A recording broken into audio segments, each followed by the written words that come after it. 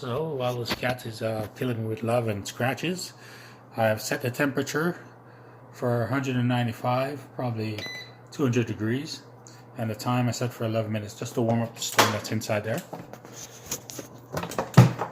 Then I just hit start. Can you see inside? You can see the stone inside there.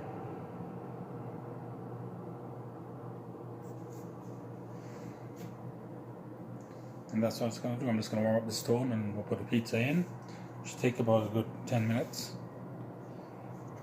Quick as the microwave, but it leaves it just like the taste and the texture, everything like an oven.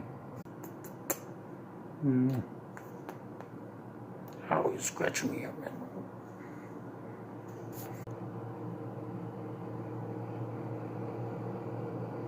It goes up to 240 degrees.